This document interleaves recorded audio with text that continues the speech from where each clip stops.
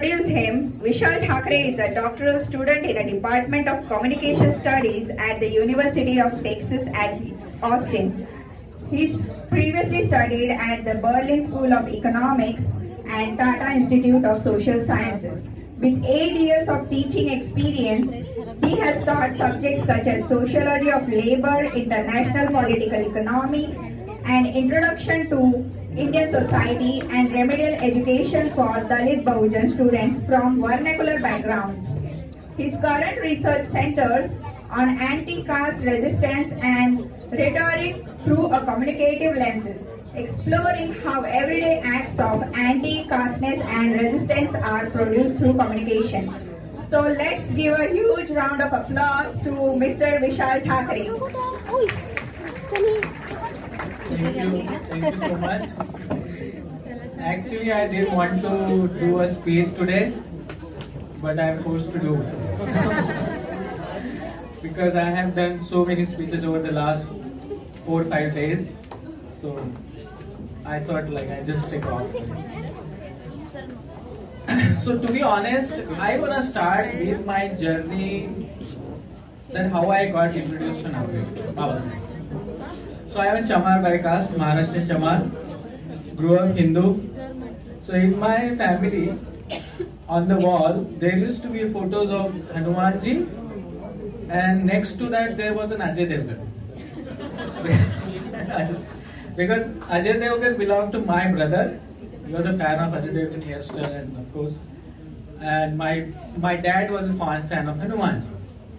I got introduced to Ambedkar during my undergrad days, and I wanted to have Baba Saheb photo on the same wall. So we had Hanumanji, Ajay Devgan and Baba Saheb on the same wall. And my dad used to wake up morning before he would go for his job. So he used to take agarbatti from Ajay Devgan, Hanumanji to Baba Saheb. So that was my introduction. And that's how I installed Baba Saheb picture in my family. And my father was like, why do you want it? Because my father used to pay 121 rupees for Ganpati, but whenever people came for Ambedkar Jayanti celebration, so he only paid like 11 rupees. But he paid. He never denied.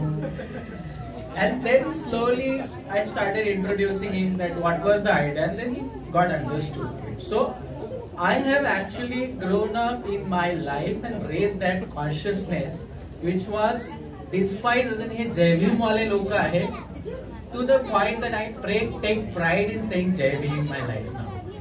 So that is the transformation I think I have witnessed with an Ambedkarite community.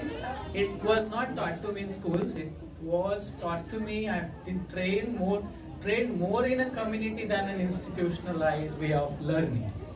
So I owe, and I'm really grateful for this moment, that this is not just a celebratory space, but this is also a learning space, because we learn, we relate to each other's struggles, and that's how we grow. We grow together.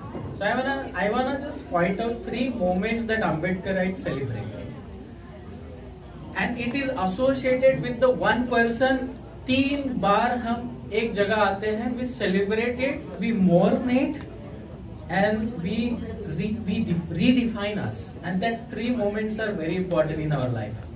And what are these 3 moments? When the Ambedkar was born, Jayanti. So this is one of the moments we celebrate, take pride in the birth of a person who is not simply a biological birth for us, but it also defines our existence. It's not Ambedkar is not a biological father. Ambedkar is, Baba Saheb is an existential father for us, and I would say mother also. Because reducing Baba Saheb to a fatherly figure is very, it's a very patriarchal way of saying it, but Baba Saheb is a parent for us. So he's not just he's an existential father. He's an existential parent for us, who instill a sense of confidence like Suraj was talking about. We have to come out of that resigned state of self and write our signature like Kadubai says, आम्ही खातो त्या भाकरीवर बाबासाहेबांची सही आहे. Each and every bite that we are eating, it is we owe that bite to Baba Sahib. And that resigned state of self, नशिबाला blame करणं बाबासाहेबांनी has taught us not to blame the fortunes, but we have to resign, that come out of that resigned state of self and claim our right as a sign on our own identity, own ourselves. As Suraj was talking about, Sonu talks about like how it is, even the wearing of clothes is still a struggle for us, because in Rajasthan state, like Rajasthan's people are still riding the horse and they are met with violence. We have to take our marriage procession in a police protection. So that civic sense and morality is still not cultivated in the Indian Hindu mind. That you see someone riding the horse as a problematic, as an abuse, is a very deep, moral, ethically corrupted mind. That I assume that is what Dr. Ambedkar was trying to refine and restore. It was not simply that he was trying to elevate untouchables, but he was also trying to reform Hindu mind. This is one moment is birth. Second moment is the conversion. And it was not simply a conversion. I call it a taking refuge to a Buddha Dhamma Sangha. Because when you convert, it's a very mechanical act.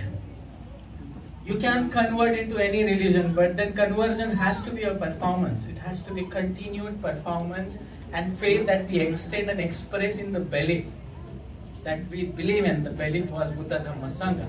And we celebrate. That is that marks the second moment in a year of our life. That happens in October.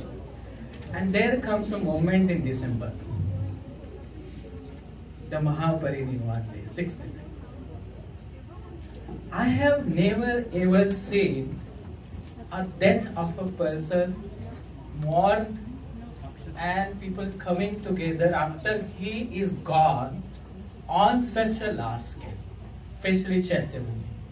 No leader in the world you will find people assembling together in his name collectively, and it's a collective mourning. It's not simply what you call a celebration, but a mourning in a sense that we recall Dr. Ambedkar's spirit and its struggle that he has laid before us and gave a sense of urgency to fight and continue the battle. So that is the third moment that we celebrate. And we remind ourselves of the legacy of Baba Sahib. And such moments are not only a signifier of our existence, but also a call, a reminder, annual reminder for us to own ourselves, to own our legacy, and be urgent to the situations that is happening in the present. Like Sonu mentioned, last week, a Dalit girl who was going through a menstruation cycle was forced to sit outside of the class and write her exams. This reminds me of Baba Sahib. Same episode Baba Sahib was going through. He was forced to sit outside the class. The same thing is happening today. So it's a call. It's in that immediacy. It's a reminder that holds us responsible and accountable that what we can do for our community also, as in collectively. So with celebration, we fix our responsibility to continue this battle and resist, take moments of joy, but at the same time be alert to the realities what is happening around us. Thank you very much.